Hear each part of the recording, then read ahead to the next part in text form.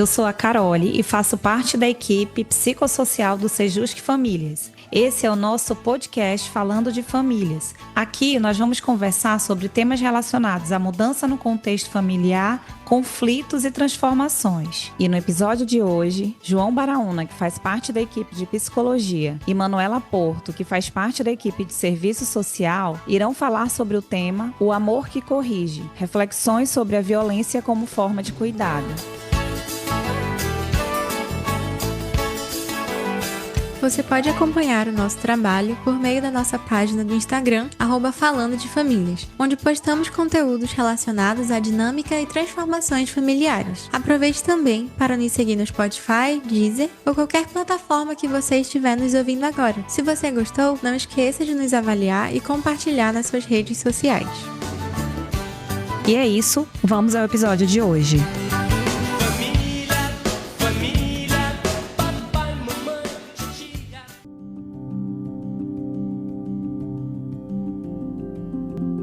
Você já ouviu a frase, eu apanhei quando era criança e virei uma pessoa de bem? A partir dessa reflexão, este episódio do podcast Falando de Famílias discute o tema O Amor que Corrige, reflexões sobre a violência como forma de cuidado. O episódio problematiza como práticas educativas coercitivas, como castigos físicos, ameaças e humilhações, ainda são naturalizadas e justificadas como forma de disciplina e cuidado. São abordados os impactos dessas práticas no desenvolvimento emocional, social e psicológico de crianças e adolescentes, além dos desafios para sua superação. O Estatuto da Criança e do Adolescente, ECA, e a Lei da Palmada reforçam que crianças e adolescentes são sujeitos de direito e devem ser protegidos de qualquer forma de violência. O debate destaca a importância de construir formas de educação baseadas no diálogo, respeito e promoção do desenvolvimento integral, rompendo com a lógica da violência como estratégia educativa.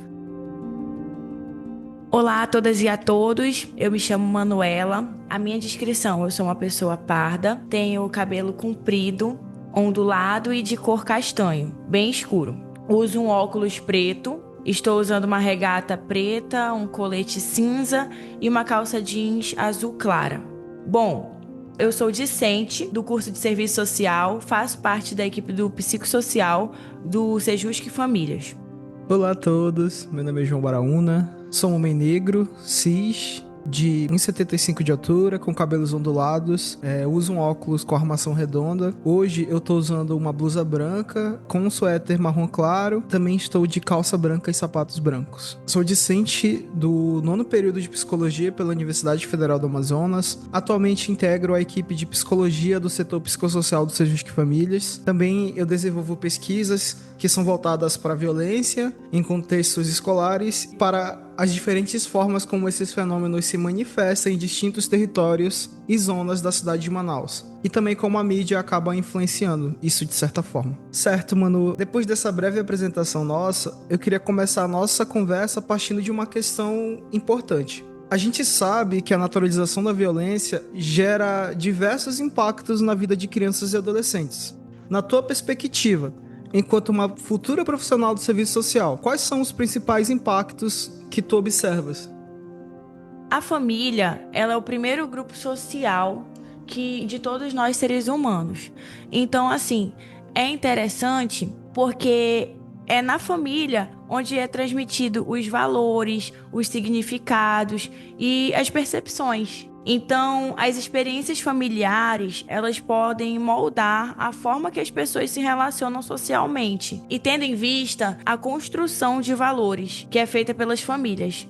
E assim, eu acho que é muito importante a gente ressaltar, né, nesse momento, que as heranças familiares, por quê? As heranças familiares, elas vêm de uma cultura da família. Eu acho que é interessante também a gente ver sobre esse nosso tema, né? Que é a violência familiar.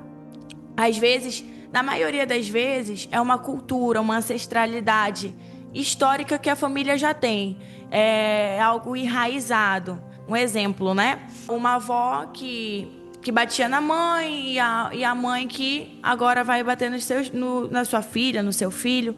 Enfim. Então, isso vem muito da percepção que é criada. E assim, A forma de cuidado que os pais receberam também pode influenciar em sua vida adulta. No caso de pensar, olha, eu vou fazer isso com meu filho, continuar a mesma coisa que meu pai, minha mãe, minha avó fizeram comigo. Ou não, eu não vou fazer porque eu não gostei, porque eu não acho que essa é a metodologia que eu tenho que seguir com os meus filhos.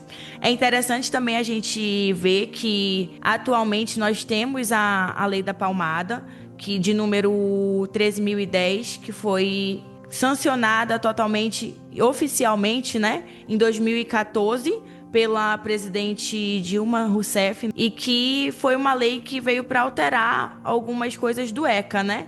Para proibir o uso de castigos físicos ou tratamento cruel na educação.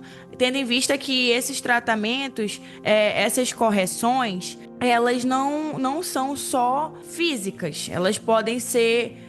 A criança, o adolescente podem sentir humilhação, e eu acredito que depois você, mais à frente, vai falar um pouco mais sobre essas emoções, sobre esses sentimentos também. Mas, e por meio dessa lei, né, a lei traz que os pais, os responsáveis, eles devem tomar mais um partido de diálogo, e de uma outra forma de educar, sem violência ou algo do tipo. É importante também a gente ver, na nossa atualidade, na nossa historicidade, às vezes, essas correções, elas estão ligadas ao afeto, ao cuidado. Então, as famílias, os responsáveis dessas crianças, desses adolescentes, às vezes eles veem como uma forma de cuidado, de afeto, de que eu vou fazer isso porque um dia você vai me agradecer. Então, mas só que a gente tem que lembrar que hoje em dia essas correções, elas não podem passar dos limites, que essas correções atualmente se enquadram em uma lei, que é a Lei da Palmada. Inclusive, o nome, é interessante falar também que o nome ele mudou. Hoje em dia ele não se chama mais Lei da Palmada, também é conhecido como Lei da Palmada, mas também como Lei do Menino Bernardo, né? O caso que ocorreu lá atrás. Então, eu acredito que no mais seja isso, que é interessante a gente refletir sobre isso, que por mais que seja uma cultura que às vezes vem de um laço familiar, mas que hoje em dia muitas coisas se tornaram lei, como a Lei da Palmada e como essas correções, né, que a gente vê atualmente. Legal, muito interessante a perspectiva que você traz, voltada mais para esse lado social.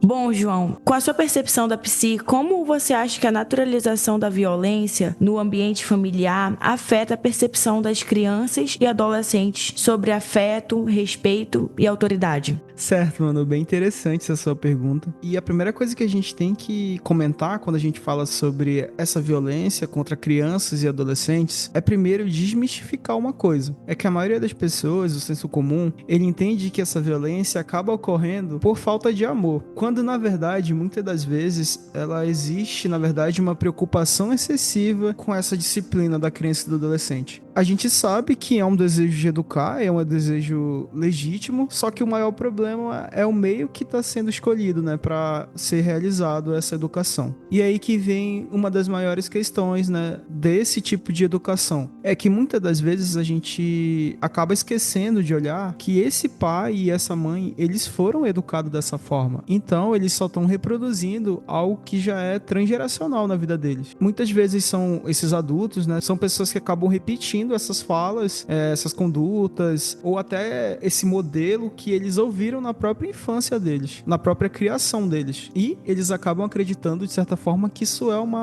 a forma correta de criação. Então, se torna muito comum, né? Frases como, eu apanhei, virei gente, um tapinha na hora certa, evita coisa pior depois, se não aprender pelo amor, vai aprender pela dor. Ou então, aquela que é muito comum também, né? Que é, estou fazendo isso pro seu próprio bem. E aí que tá. O grande problema, Manu, é que essas expressões, elas tentam justificar algo que é injustificável, que é transformar o medo e cuidado em violência e educação. E quando a violência, ela é naturalizada dentro de casa, a criança e o adolescente, eles passam a ter uma percepção muito distorcida sobre o afeto, muito distorcida também sobre respeito e também sobre autoridade. E aí, o que deveria ser um vínculo de proteção, confiança, ele acaba sendo associada a uma obediência meio que forçada mesmo. E também há muita submissão e, pior, ao medo. A criança, ela sente medo das pessoas que deviam ser os cuidadores dela. Eles meio que acabam, de certa forma, internalizando a mensagem que quem ama agride. Ou então que ele acaba entendendo que para ele ser aceito, ele precisa se autoanular, sabe? E aí, entrando agora num espaço bastante importante para essa conversa, comentar sobre os impactos disso na vida dessas crianças e desses adolescentes. Esses impactos, eles surgem cedo na vida da criança e de forma bem concreta, assim, não é algo que você não percebe. E também impacta muito na vida emocional, comportamental e também na vida escolar, que é basicamente a principal atividade, né, de crianças e adolescentes. Quando essas crianças e adolescentes eles são expostos a essas práticas coercitivas, eles podem desenvolver altos níveis de ansiedade, instabilidade emocional,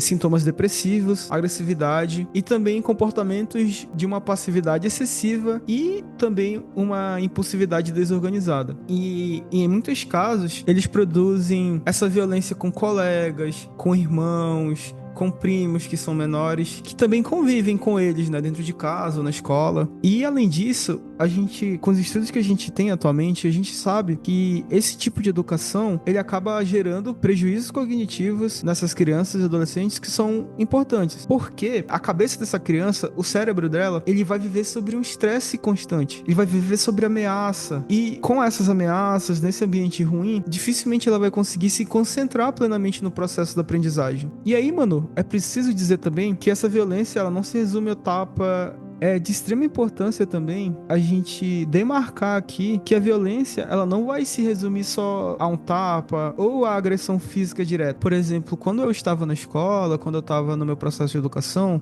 eu não fui uma criança que passou por esses processos, né, dessa educação, assim. Não vou dizer que nunca cheguei a apanhar, de vez em quando pegava uns tapinhas, assim, mas tudo tranquilo. Mas eu via alguns colegas de escola, eu via até algumas mães que são amigas da minha mãe comentando que elas tinham algumas práticas que eram algum tratamento humilhante mesmo, de castigo, sabe? De deixar a criança trancada, ou então de deixar a criança com o joelho no milho e que a criança ficasse lá por algum tempo, que a criança ficasse em privação de brincadeiras, de sair para brincar na rua, que na minha época era algo bem comum, ou então ficasse privada, por exemplo, de coisas básicas, sabe? Que são coisas necessárias, como ficar privada de comida, por exemplo. Então, essas práticas, né, que são de castigo e humilhantes, elas acabam causando também muito sofrimento. Por exemplo, obrigar a criança a permanecer em posições constrangedoras, ou então fazer punições muito dolorosas, com a justificativa de que a criança vai ficar pensando, né? Isso, na maioria das vezes, mano, não educa. A gente sabe que não é um método viável para a educação. Essas práticas, elas na verdade só geram dor, vergonha, raiva. Ela vai gerar muita ruptura do vínculo de confiança entre os pais e os filhos. E assim, né, na aparência, ela pode até parecer um método disciplinar, mas na prática,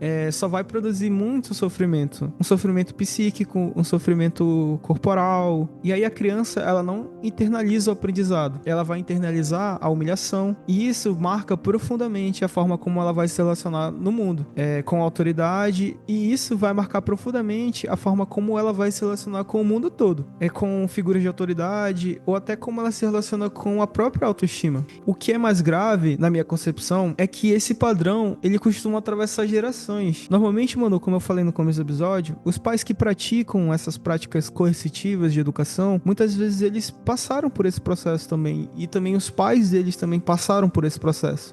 E é porque essas práticas, elas são repetidas e elas acabam sendo naturalizadas no ambiente familiar, né? E a gente sabe que essa repetição de sofrimento, ela não vai transformar isso em algo legítimo. Pelo contrário, ela vai perpetuar essas marcas emocionais que muitas vezes aparecem na vida adulta, como insegurança, ansiedade, dificuldade de lidar com frustrações e relações marcadas por medo ou submissão. Então, recapitulando, né, aquilo que eu falei no início, se você, por exemplo, é um pai que está extremamente preocupado com seu filho, porque como a gente foi falado, nem todas as vezes isso ocorre por falta de amor. Na verdade, ocorre até pelo um excesso de preocupação. Então, se você é um pai que pratica isso pensando no bem do seu filho, e você sabe que isso pode gerar crise de ansiedade, dificuldade de lidar com frustrações, ou até que seu filho vai entrar em relações completamente complicadas quando ele for adulto, você sabe que isso não é algo bom. Então, você vai acabar não praticando isso, sabe? E é por isso que, enquanto um estudante de psicologia, como um futuro profissional de psicologia, a gente não tem o papel apenas de apontar o que está errado. A gente tem o papel também de oferecer caminhos que vão ressignificar essa educação. A gente precisa sair dessa cultura da punição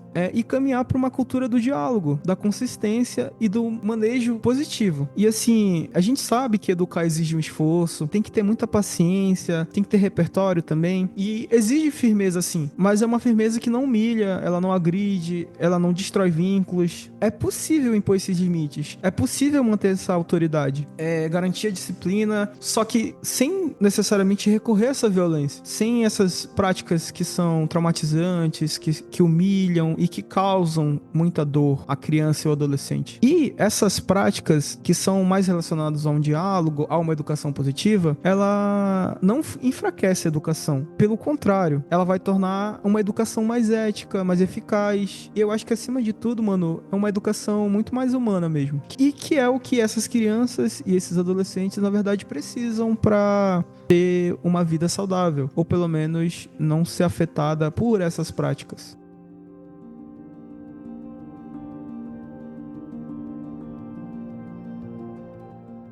Bom, João, e já caminhando para esse final do podcast, como que você acha que a quebra dos ciclos de violência, eles podem impactar em futuras parentalidades? Certo, mano.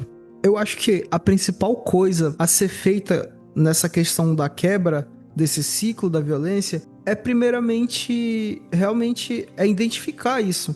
É identificar que há violência nessa criação. É identificar que algumas práticas de educação que foram feitas pelos seus pais, pelos seus responsáveis, elas são violentas. Então, é justamente identificar isso para poder, depois dessa identificação, você ter um plano de realmente você ter essa mudança. E você começar a olhar para a sua criação e ressignificar isso. E a partir desse ponto, você ter uma ideia de que quando você tiver os seus filhos, quando você tiver sobre o cuidado de uma criança, pode ser um seu sobrinho, para que você não replique essas práticas que são violentas, que, como foi falado, né, acabam gerando muito sofrimento. E aí, quando esse padrão ele começa a ser questionado, vai acabar também mudando a forma de compreender essa forma de disciplinar alguém. Durante muito tempo, a gente acreditava que educar significava punir, corrigir e até mesmo controlar. Hoje em dia, como a gente já tem bem mais questões ligadas mesmo à educação, hoje a gente sabe que a obediência que é obtida por meio do medo, ela costuma ser bem superficial e temporária mesmo. A criança, ela pode até obedecer naquele momento, mas dificilmente ela compreende de fato o sentido do limite estabelecido. E aí, pelo outro lado, quando a educação é construída através do diálogo, da orientação e também da consciência, os limites eles passam a ser entendidos e internalizados de uma forma mais saudável pela criança. E aí que a gente começa a observar as coisas que são benéficas, né? Pela quebra desse ciclo. As crianças não passam por essas situações de violência no cuidado, que não passam pela humilhação, elas acabam tendo uma autoestima mais fortalecida, uma confiança. Ela também tem uma capacidade maior de construir relações mais saudáveis por todo o período da sua vida. E aí que a gente entra no aspecto, né, de que um dos aspectos que são mais poderosos, assim, da quebra desse ciclo de violência seja justamente o seu alcance. Quando uma pessoa decide interromper esse padrão de agressão, ela não está transformando apenas a sua vida. Meio que ela tá alterando todo um legado emocional que poderia acabar atravessando gerações. E aí que, né, a prática do diálogo, ela substitui um grito, cada limite imposto com respeito no lugar da humilhação e cada gesto de acolhimento no lugar da agressão contribui para a construção de uma relação mais saudável e uma relação mais humana também. E agora falando um pouquinho mais sobre a profissionais da psicologia e quanto à sociedade, a gente precisa compreender que romper esses ciclos de violência não significa abandonar os limites da autoridade. Isso sempre vai ter e é algo necessário para o desenvolvimento infantil também. Mas isso significa construir uma educação baseada no respeito, na proteção e em um desenvolvimento mais saudável. A gente sabe que é possível educar com firmeza sem recorrer a essas práticas violentas. E aí a gente sabe, né, que quando essa escolha é feita, a gente não está apenas cuidando das crianças de hoje. A gente também está contribuindo para uma formação de adultos emocionalmente mais seguros e de famílias mais saudáveis no futuro. Certo, Manu, mas eu queria saber de você também. O que você acha sobre essas quebras desses ciclos, né, de violência e como isso vai impactar nessas parentalidades? Bom, João, eu acho que essas quebras, elas são muito importantes, tendo em vista que romper com esses ciclos significa não apenas interromper a violência física, mas também transformar padrões de autoridade baseados no medo e na punição, como já foi dito aqui no decorrer do nosso podcast. Eu acredito romper com esses padrões, tendo em vista que vem, como nós já foi dito, né? Vem uma historicidade, de uma ancestralidade de toda a família, de uma cultura, mas eu acredito que ajuda também a poder melhorar a comunicação das crianças e dos adolescentes com seus pais, com seus responsáveis, assim como você mesmo disse, fazer com que essas crianças, adolescentes e futuros adultos não se sintam oprimidos. Bom, a atuação de políticas públicas da rede de proteção e de ações socioeducativas contribuem para que as famílias desenvolvam formas de cuidado fundamentadas na proteção integral e nos direitos humanos.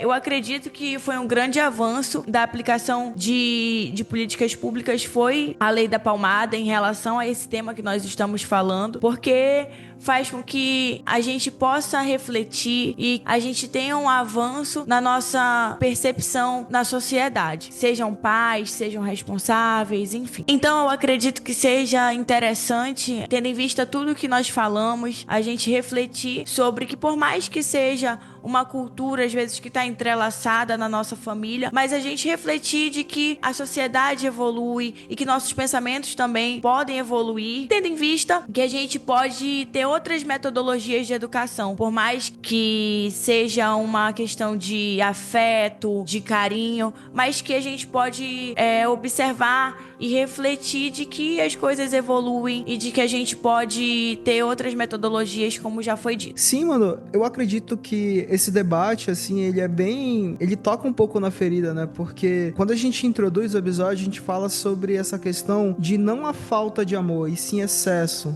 Então, imagine para um cuidador, ele começar a refletir que essas práticas que eles façam sejam muito ruins para os seus filhos. Então, essa ideia de você mudar essa criação é algo muito interessante para se pensar, porque ninguém quer ser um pai ruim e ninguém quer ser posto e visto como um pai ruim. Então, é bastante legal ver essa perspectiva, ter uma noção, principalmente refletir sobre isso, se as práticas que você está utilizando para a educação do seu filho são as melhores, para saber se ele está em um bem-estar mesmo. E uma das melhores formas, né, de você lidar com isso é buscar algum conhecimento e também utilizar muito autorreflexão, principalmente em momentos que você está, de certa forma, por exemplo, de cabeça mais quente, e que são momentos que acabam acontecendo com mais frequência, né? Essas práticas de punição, muitas vezes elas acontecem, não é nem por um comportamento da criança. Às vezes você tá em um dia ruim, você passou por várias questões, por exemplo, no trabalho, ou alguém da sua família não está bem, e você está muito estressado mesmo, e você acaba repetindo essas práticas. A ideia é que você não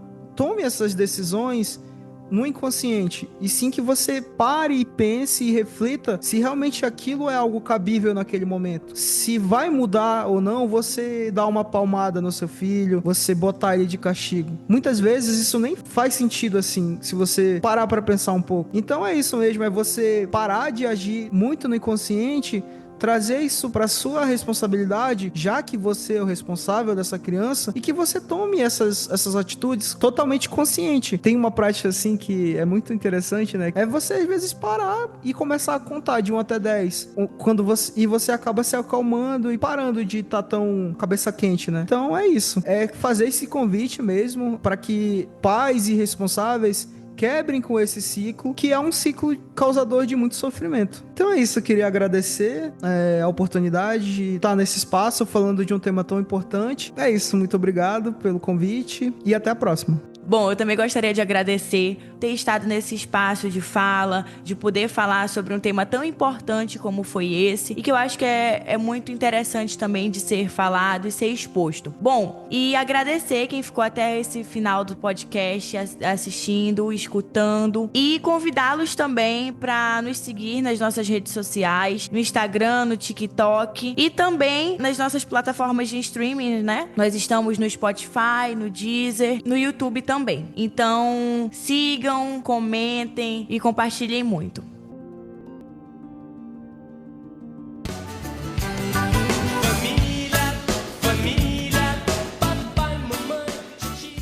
Esse podcast foi produzido pela equipe psicossocial do Sejusc Famílias, do Tribunal de Justiça do Amazonas. Para acompanhar o nosso trabalho, acesse o Instagram e TikTok @falando de famílias.